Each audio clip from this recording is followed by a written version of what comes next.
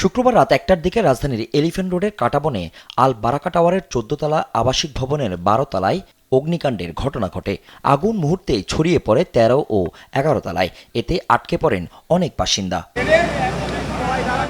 নিরাপদে নেমে আসা বাসিন্দারা জানান, ভবনটি আবাসিক হলেও আগুন লাগা ওই ফ্লোরটি ছিল আইনজীবীর চেম্বার। সেখানে আটকে পড়া দুইজন মুঠোফোনে উদ্ধারের আকুতি জানানোর পরে আর তাদের সঙ্গে যোগাযোগ সম্ভব হয়নি। সবাই ঘুমায় ছিল, তো আমার মেয়ে আমাকে ফোন দিয়ে বলছে বাবা আগুন লাগছে। তো আমি তো বিশ্বাস করি, আমি শুয়েছিলাম, পরে উঠে দেখি সব লোকজন নামতেছে। পরে আমরা নেমে আসি, পরে তো শুনলাম যে উপরে হাসান আইব সাহেবের চেম্বার আছে, ওখান থেকে আগুনটা লাগছে সম্ভবত। পরে ফায়ার সার্ভিসের ৬টি ইউনিট ২ ঘন্টায় আগুন নিয়ন্ত্রণে আনে।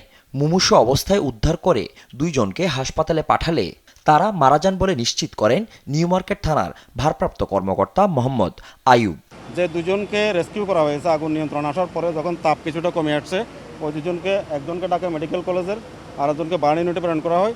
তো পরবর্তীতে সর্বশেষ যে সংবাদ পেলাম, আমার দুইটা পার্টি ওখানে দুই হাসপাতালে আছে, দুজনকে মারা গেছে। ফায়ার সার্ভিস জানায়, ভবনটিতে ছিল না অগ্নি নির্বাপনের ব্যবস্থা।